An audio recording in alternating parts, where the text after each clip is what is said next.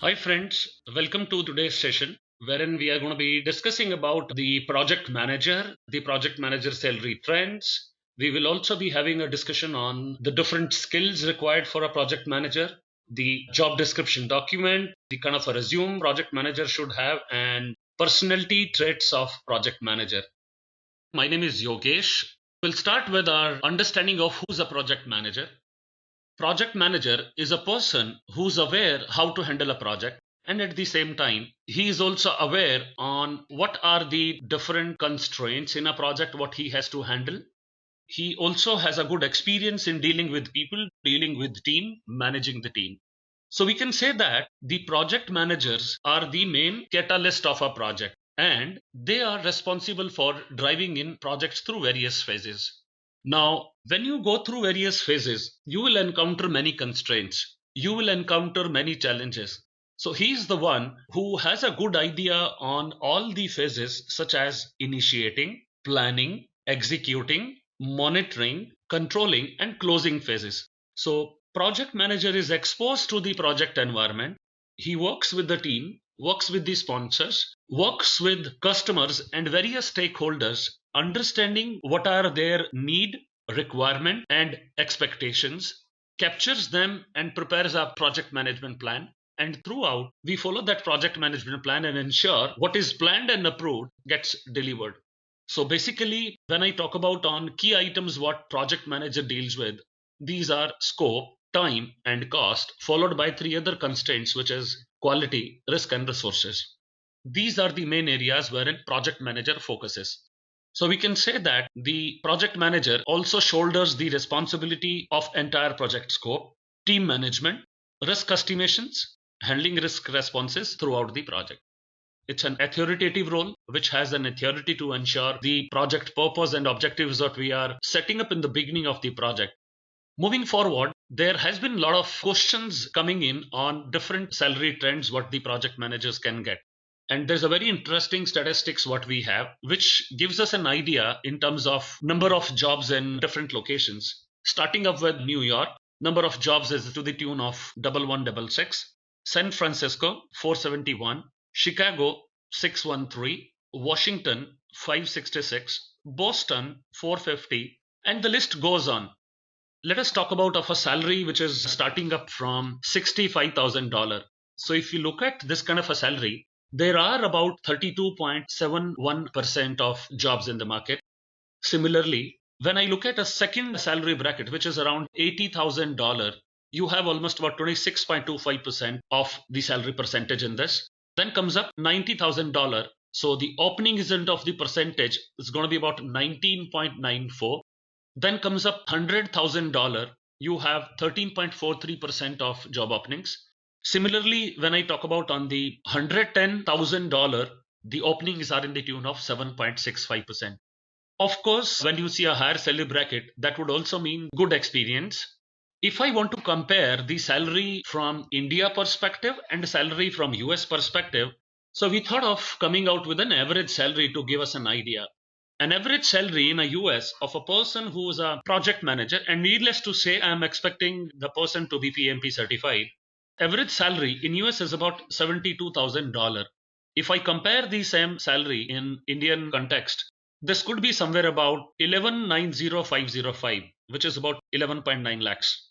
So if we are actually talking about entry level project manager, because the salary trend what I'm sharing with you, this is the generic and average salary trend. Let us now prefer having a look at the salary trends based on different experience. And we'll start with an entry level project manager. The person who has a little experience, let us say that maybe about 3 or 4 years of experience, and he starts with project management. So here is the salary reference for you. Maybe if I look at on our total package, we are talking about of this package ranging between $39,767 till $90,784. Of course, this package has few breakup, starting with basic salary. So we are considering basic salary in the range of 41,401, which can go till about $87,694. We are considering few bonus depending on the different industries, different organizations. Bonus ranging from $498 to about $10,117. And we are also talking about of a profit sharing, which ranges from $305 to about $9,648. So if you look at the compensation, it could be maybe ranging from $1,260 to $25,081. All put together, I would say broadly between 40,000 to 90,000. So that's an idea about the entry level project manager. Let me assume that you have some more experience and I'm considering you as maybe about mid-career level. Mid-career would mean that you have already been exposed to the project, maybe about 7 to 8 years kind of an experience. Let us look at the salary trend and I'll call that as a mid-career project manager. So if you look at compensation here, the basic is now going to be at 50,778. And if you remember, the entry level people, we were considering that in the range of 41,000. So there is tentatively an increase of almost about 20% here. So salary in this case, which we call that as a mid-career project manager, ranging from $50,778 till about $106,103. Bonus almost, I would say, the 2 times of what we have seen it before, so which is about $985 and till about $14,489. Similarly, on a profit sharing, we are talking about for $295 and $10,437. So profit sharing value remains more or less the same. And then comes up to the compensation, which is $1,005 to about $24,747. So profit sharing and compensation, more or less, these two columns are pretty much similar, but the base salary and the bonus has a big difference. So this comes out to be somewhere in the range of $49,657. So let us say that 50,000 for our ease and going until about $112,540. So that's a good jump in comparison to what we have seen it for the entry level. So if I look at a total package, I consider that as a jump ranging from 15 to 20%. And I'm sure you also have a curiosity to know about maybe a person who's very good experienced project manager.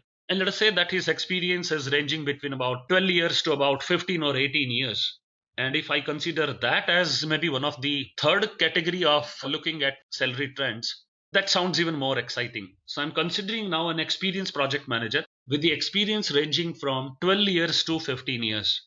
A person with that kind of an exposure can expect a basic salary of about $55,850 till about $122,768. And if I look at a bonus, maybe it could range from $986 till about $17,899.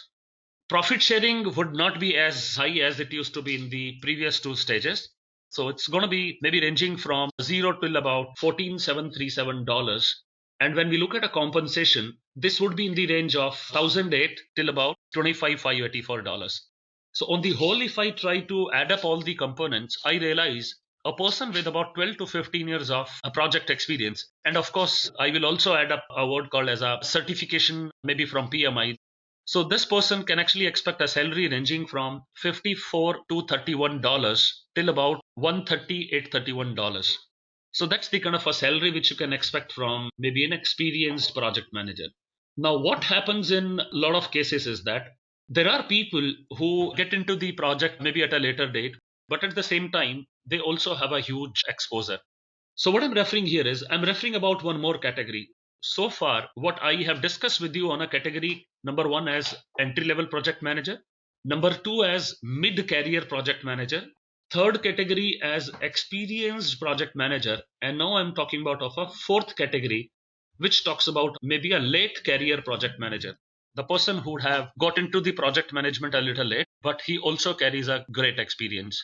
So broadly, if I look at the package here and the package in an experienced project manager, more or less it is going to be pretty much similar, but there could be an increase of about 3 to 5%, wherein the person who has been exposed to this would have a little more package in comparison. So if we try to understand on same breakup of their salary, maybe considering the salary in the entry level first, which is about maybe $57,615, if we consider that as the base package, ranging from $57,615 to about $132,032, and then maybe looking at a bonus of about $962, varying till about $20,348. And then looking into the compensation part, which is about $1,009 till about $28,938. So if I try to kind of sum up on all this, this value is going to be getting in somewhere close to $59,000 and it will go somewhere about $150,000. So that's going to be the tentative value what we can look at for people who are in the late career project manager. Now, we have got a good idea on different salaries of people at different brackets. Let us try to understand on various skills what are expected to be in a project manager. Let us start with the first skill, which is called as communication.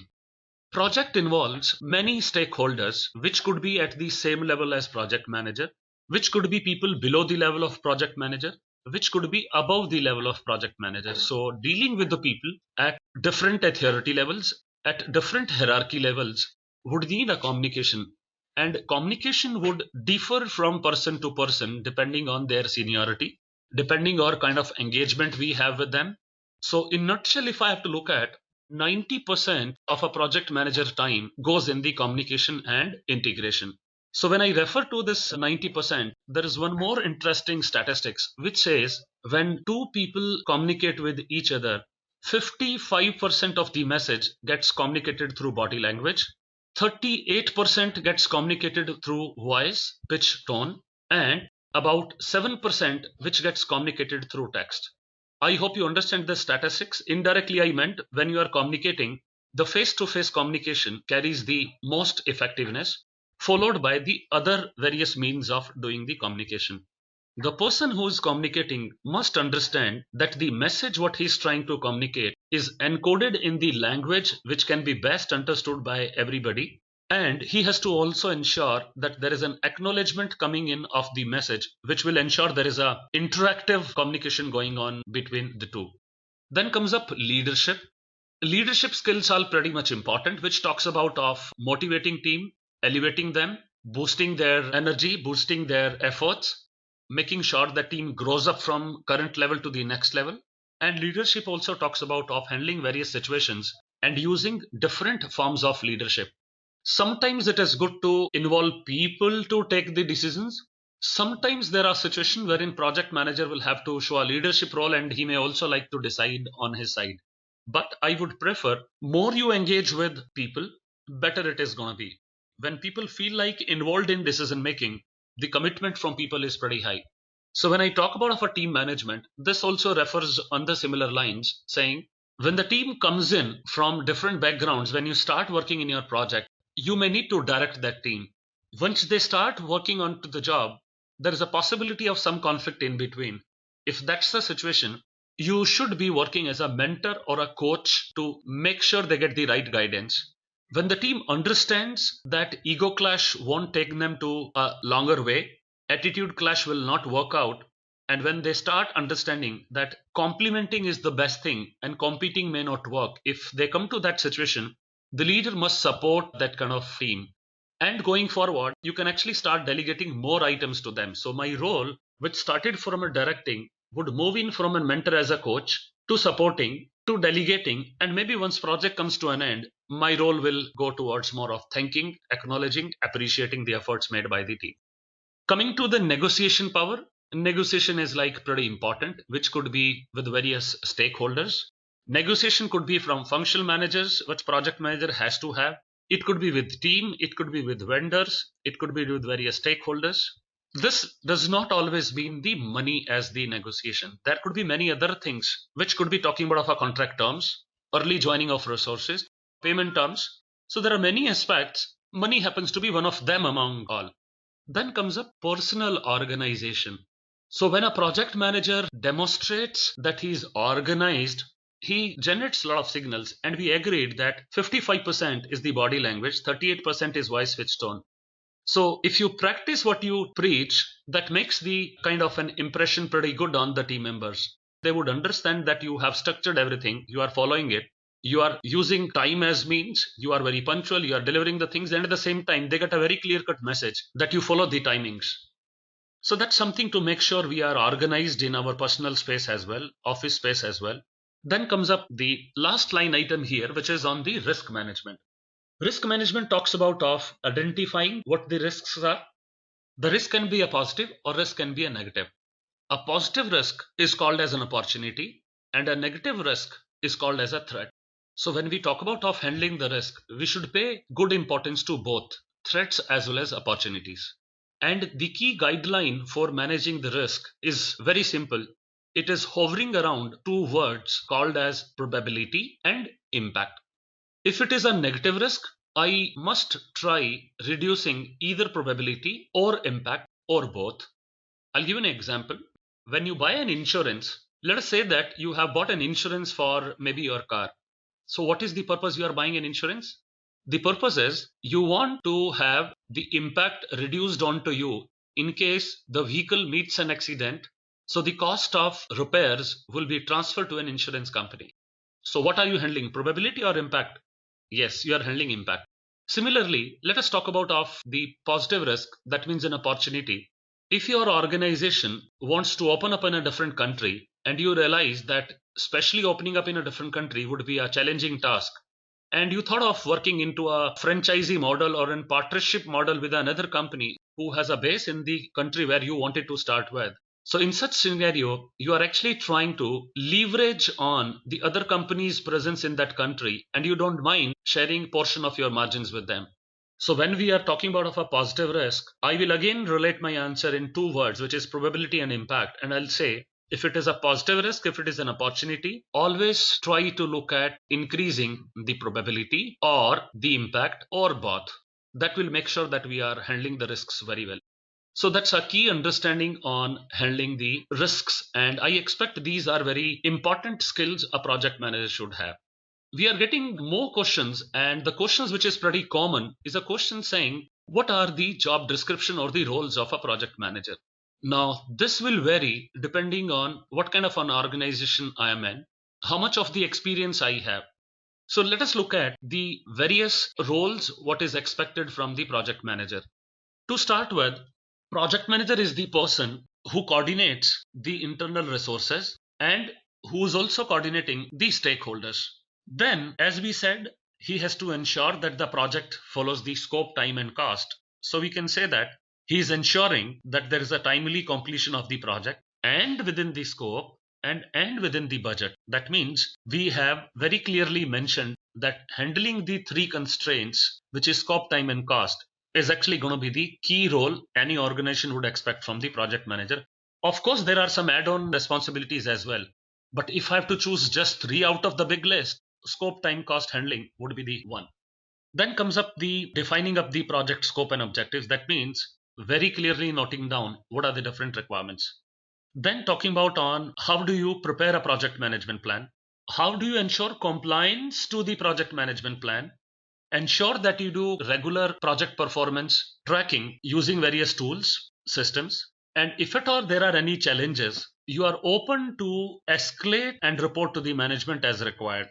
And of course, you can always go ahead and take their approval for taking up the change request. And the purpose of change request could be threefold. Number one, it could be a preventive action. Number two, it could be a corrective action. Number three, it could be a repair action, what you may like to trigger with the help of change request. So when I look at the job description or roles, so these are few of those job descriptions and roles. And we have few more to share with you. Let me share with you the other roles what we have, which is in continuation to our previous slide, which talks about of managing the relationship between the customers and the stakeholder, ensuring that we are managing the risks, ensuring that we are also having a good stakeholder management, especially the vendors and principals and the other organizations which are working on this project with us. So that means people outside of my organization as well, who are part of this project. Then comes up tracking the resource availability and talking about of resource allocation. Okay. And end to end, needless to say, I expect project manager to also be responsible for creating and maintaining the comprehensive project documentation. There are many documents in the projects which are very important for project management plan, for charter, for performance tracking, for confirmation that the performance stands delivered. And most of these documents are basically the formally signed documents, and they are supposed to be part of my organizational process asset. They're supposed to be archived when project comes to an end, and they're supposed to be used when the project is progressing. Got it? So this was an idea on the project manager job description or roles. Okay. So hope your queries pertaining to the salary, pertaining to the various skills, pertaining to job description stands addressed. And now let me touch base on another interesting query what you guys generally have been asking for. And that's what are the items we should include in the project manager resume. So when it comes to the project manager resumes, there are many things what we can look at in. Let us look at one sample resumes, which talks about of a person who has the certifications as well. So if you look at the tagline, the bullet line, the headings, very clearly talking about of the person's name and especially the certification what he carries. I'm sure you know a very good saying which says first impression is the last impression. So in the first go, I'm able to understand, hey, this guy is an IT project manager and he is certified in project management as well, carrying a lot of certifications such as PMP certifications, Prince 2, CAPM. So these things are eye-catchy for me, and when I'm trying to look into any of the CV, this is what which matters a lot for me. Okay, now let us look at few more items. So if I look at CV, it covers up experience very clearly. So you know that on the left hand side there is an experience written. When I talk about on education, it is also written very clearly what is the skills somebody is carrying, the certifications, the languages, the softwares, the skills. So what we'll do is we'll try to get into each line item one by one so that we get a very good picture on the different items of the resume. To start with, let me look at the first thing first, which is on the personal information. Okay, so if you look at on the right hand side portion of a CV, it very clearly captures the personal information. So what are the personal information? First thing first, the full name. Yes, that's written. Then we talk about on the latest phone number which is working. Then we talk about on email address, because if somebody has to communicate, at least this CV is giving straight away two options to me. One is the phone number and the other is the email ID. And if I wanted to understand more on this profile, of course, I have a LinkedIn profile also here. So you are giving an opportunity to somebody that if somebody is interested in your profile, they can always go and click on your LinkedIn profile and get to know more details about your professional certifications, your engagements. Okay, so this is the first thing what I would prefer in a CV, which is very much important to mention that on the first page. Second thing, which talks about on experience. What experience? If I look at an experience here, it very clearly gives me a message. Experience starting from year 2006, December month till present. And if I compare as on today's date, it gives me a very fair idea that this guy has a pretty good experience as on date what we are referring to. He's also clearly mentioning his position. What position he's mentioning? He's very clearly saying that what designation he has and where is that he's working now. So this is also coming up very clearly with this profile. Okay. And when I look at on the other information which is mentioned here, which is on experience, it is also giving me a message that he has been working in many projects so far. The organization name remains the same. However, his designation is changing. Hopefully, when I read the inside line items, it also gives me a very fair idea on the various jobs he has been doing within the same organization. And more interesting, if I look at the words which are mentioned below, they are talking about of lot of statistics. So for example, if I may pull your attention on one line item here, which very clearly says he has been working to cut costs by 32% in less than 6 months. So I would say this is a highlight what he is trying to share it with us. If I look at the second highlight, what he says is reduce the cost of IT maintenance by successfully rebuilding the server infrastructure, resulting in over $50,000 of annual savings. So basically, this guy is very intelligent to put forward the two major things he has done it here. And both the major things he is very clearly specifying with the help of statistics and the data points. So basically, he wants to sell his CV, very clearly telling that if you hire him, he has a mindset of looking into the efficiency, reduction in the costing, and at the same time without compromising on the quality of the project. So these are pretty interesting way of putting your profile forward to others. And I'm sure with just a small explanation here, you would have got to know. Now, if I need to look at the similar thing, this guy is again talking about of again bringing down the cost by 25%. And you need to tell me which organization would not like to have savings in the expenses, right? Now he is mentioning another figure saying maintained the user database of over 30,000 patients. So this is also statistics depending on what scale of maybe job you guys have for him. And similarly, if I actually go back and look into his first experience, what is mentioned here, it also says that this guy has resolved over 200 issues related to IT. He has prepared over 100 infrastructure performance analysis and report. That means he's good in monitoring and control. He's good in delivery. So these are various selling points, I would say. He has mentioned that in this profile. Got it? So that's something the way you can put forward on a lot of things like this. Let us now look at beyond the experience what we have mentioned and beyond the performance, the personal information. Next thing I have is the skill. So various skills what we expect from project manager, that could range from technical or non-technical. We may not expect the project manager to be technical expert at all point in time, but we expect him to have a broader idea on the stream or the technicalities of the line what he is handling, which may include maybe things such as project management software, project management methodologies, frameworks, reporting, stakeholder handling, team building, resource planning, time management, time scheduling, cost assessment, budget management, review, monitoring, conflict handling, policy knowledge. So these are few of the many things what could be important for us to look forward maybe in the technical skills of project manager. So I again repeat, it may not be required for project manager to be the expert in terms of the technicalities, but he should have a broader idea on the technicalities of the project. Having seen the technical skills, I'm sure you have a curiosity to also look into the non-technical skills. Let us figure out on what are the non-technical skills expected from a project manager.